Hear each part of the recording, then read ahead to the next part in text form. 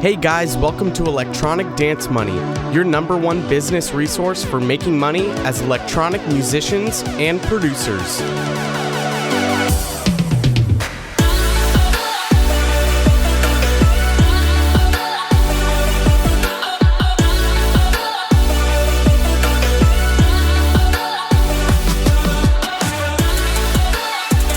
Hey guys, welcome back to another episode of Electronic Dance Money.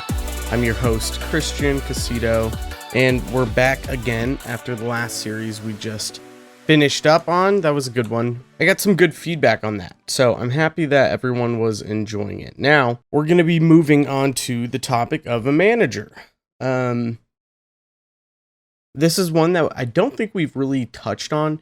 We may have touched on it a little bit with some guest in the past very briefly, but this episode's probably going to be relatively short, just jumping into the idea of a manager, because I've been seeing recently in a lot of like Facebook groups and on different sites online, people talking about getting a manager, how to get a manager, but I don't see anyone really asking, do I need a manager, or why would I need a manager? So we're going to be diving into that topic. As a producer and DJ, if you're trying to play shows, why you would need a manager, what the point of a manager is. We're going to be talking about why you probably don't need a manager. And then we're going to be going into when you should be looking for a manager, or when that time comes that, you know, now you should actually be actively looking for a manager. And that part of the question is a little funny, because a lot of the time when you have to ask the question, should I be getting a manager, probably means that you don't need a manager, because most of the time a manager actually finds you because of how busy you're getting and quote unquote popular. So let's first talk about what a manager does. And there's a lot of artists who stay clear of managers, that want nothing to do with them, who have been burned by them. And then there's other people who really love, and then there's other people who really love their managers and the management company they're with, and they've done a lot for them. So, you know, there's some things you need to look out for, and we're going to be going into that. And part of that is looking into what the role of a manager is, and how you could play sort of a soft manager role for yourself, so that you know what to expect when you actually get a manager, like what the hell they do. When it comes to a manager, and kind of the whole point of what they do is, you know, they're managing the day-to-day activities for you, or I should say a lot of the business side of the things to being an artist. Booking shows, collecting payments at those shows, connecting you with labels, connecting you with vocalists, you know, maybe they connect you with other producers. They're paying a lot of your bills. And by bills, I mean the bills of the business itself. So it really narrows down to a lot of the things that artists lack and don't necessarily do. A lot of managers have a lot of connections to a lot of people, so they can open you up to a lot of different opportunities.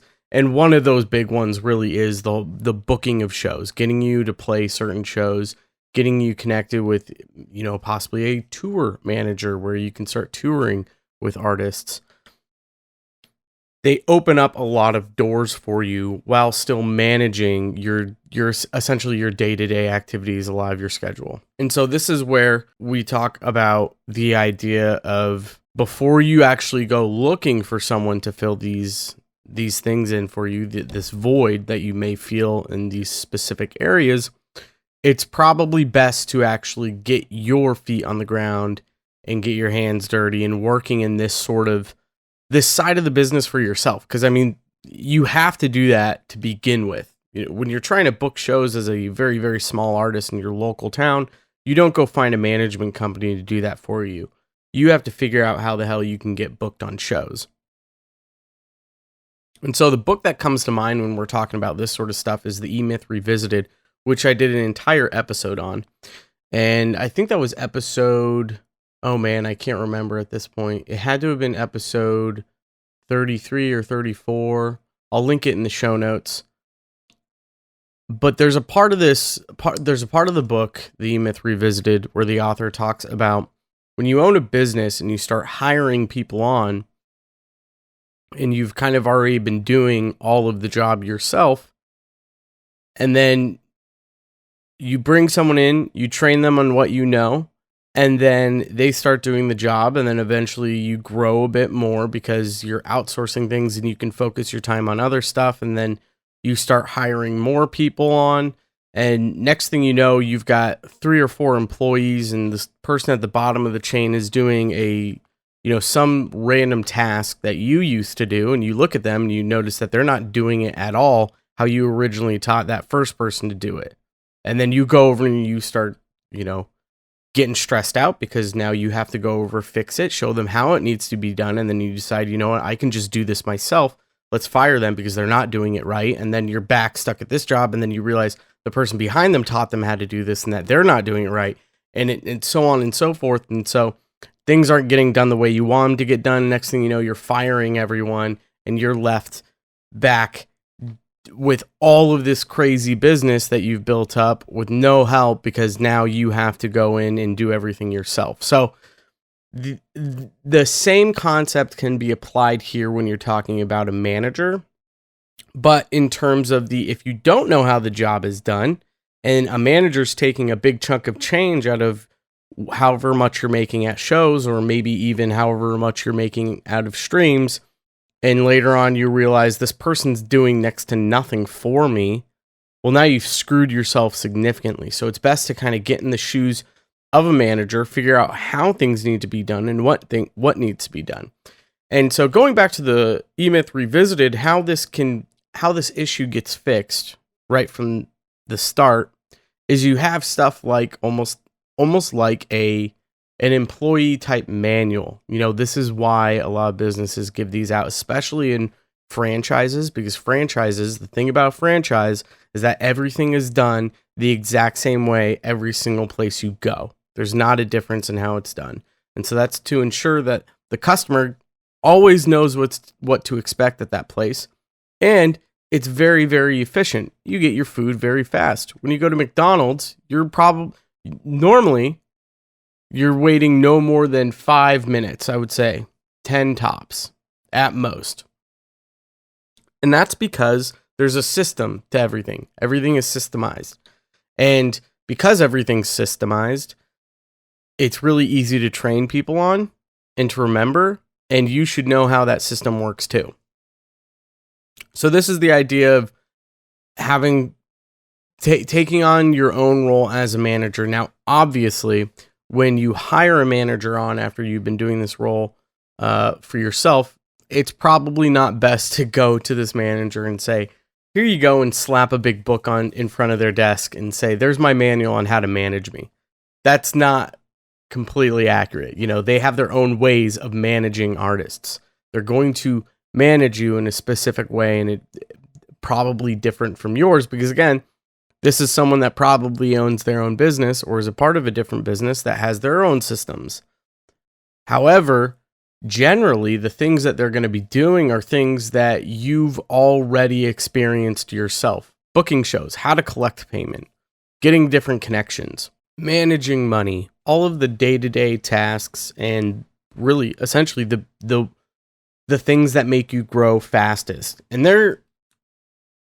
that's essentially their entire job. So that gives you the opportunity to stick to the things you do best, which is probably producing and DJing and connecting with fans or any of those sorts of things. Think of any other manager at any other store anywhere else. The job of the manager is to make sure that things are running the way that they're supposed to run. You take a manager out and all of a sudden a schedule isn't getting filled out, so people don't know where they're working. Bills stop getting paid. Problems stop getting solved most of the time. There's plenty of terrible managers out there, as I'm sure some of you can attest to. I'm sure you guys currently have bad managers. Some of you do. So not every manager is good, but you can tell the difference between a thriving manager and a bad manager. Because a bad manager is going to let the place slip and it's going to be terrible. A good manager is going to be able to manage everything and make sure that things are getting done the way they should get done and that you're seeing growth. And I'm talking in terms of like a store manager somewhere or a restaurant, wherever it is that a day job may be at. There's probably, I'm sure, some places that you go to, more than not, bad managers. It's because not everyone can lead the right way. And so that's another thing to pay attention to with a manager is the way they present themselves and lead themselves, and watch out for any snakes in the grass. And again, the way you can avoid that is by knowing how this job works and doing it yourself, coming up with your own system so that you're not surprised.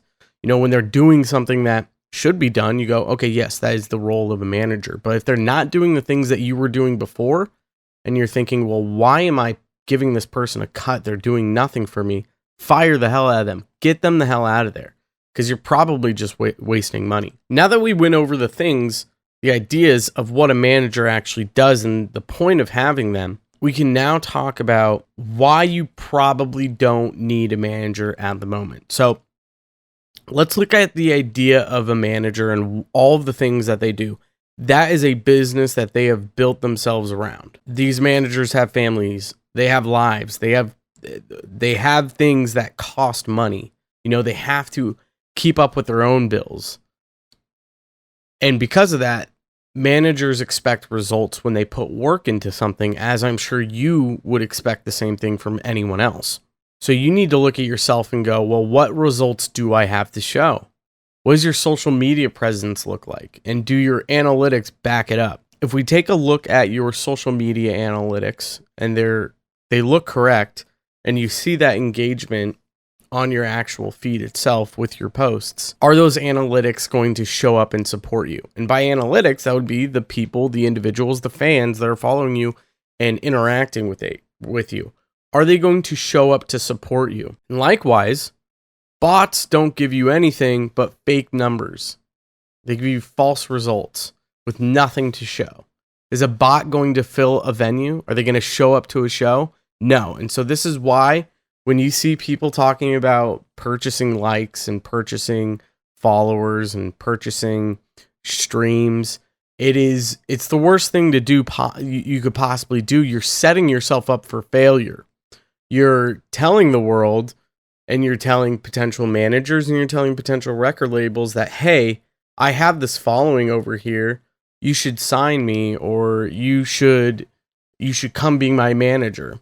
And then when they look at everything and they go, oh yeah, you know what? And most of the time they'll be able to tell if you have fake followers. That's the other thing. They can smell a bullshitter from a mile away. But if you falsely lead them down the wrong path to make an assumption that you are who you are when you're really not because of fake numbers, you've set expectations for them. And when you don't meet those expectations is when you burn bridges. It's when things get bad quickly. It's how you can get blacklisted from anyone they're connected with, which could be anyone, especially when you're talking about bigger managers. So you got to be really, really careful with falsifying analytics and data that can screw you over in the long run.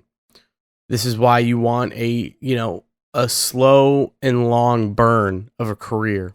It's not always best to be a one-hit wonder, but it's better to slowly rise up over time, over years, to establish yourself and prove that you know what the hell you're doing, so that when that time comes, you're ready for it. You're ready for everything that comes with it. You're legitimate and authentic. Authenticity is key. If you're inauthentic, everyone can tell if you're inauthentic. So you need to start looking at yourself and asking yourself, well, what do I have to show? What do I have to give? What do I have to offer to a manager that I need one right now? And I guarantee most of you listening to this probably don't need one.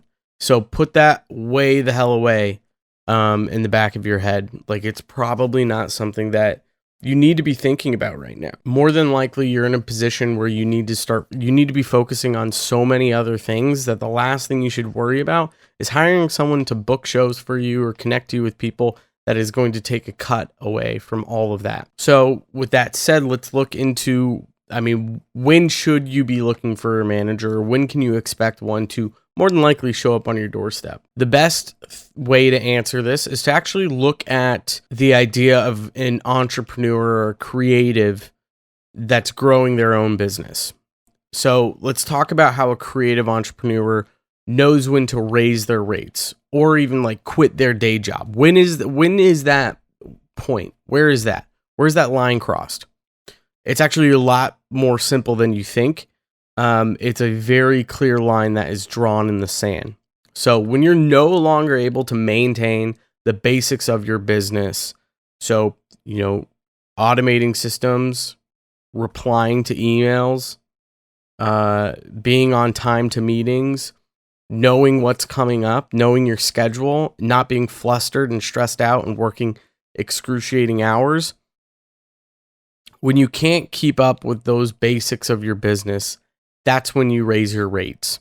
And so one of two things are going to happen here when you raise your rates like that. Either one, your schedule starts to free up because people are saying no to you because now you cost more than they can afford. And now you can start maintaining your business again. And additionally, at this time is probably when you're going to want to spend your time reviewing your systems and automating them. That way you can prepare for that again. When business gets a little bit crazier, you don't see it as much. You're making more money because you have the right systems in place. Or the second of two things are going to happen, which is you're going to keep getting booked, which is awesome because now your schedule is filling up even more, but now you're making more because you have increased your rates. And so now what do? Well, you repeat the process. You increase your rates again until you start seeing those no's and your schedule frees up. Now you're making even more money though.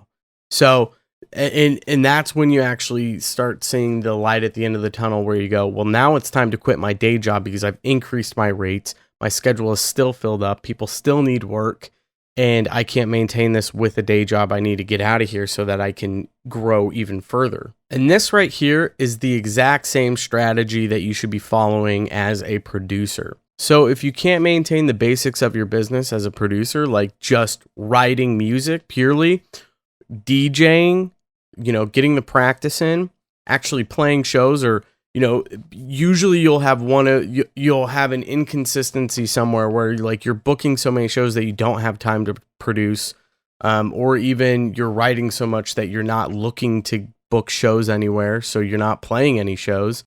A lot of people are in that camp where they're producing too much and not trying to book shows, and so that's something you can balance out yourself. But if you can't maintain a good balance of the two, especially when you start playing shows, if you can't keep up with networking and talking and building relationships and checking out new music, there's things you do as a producer that you need to maintain.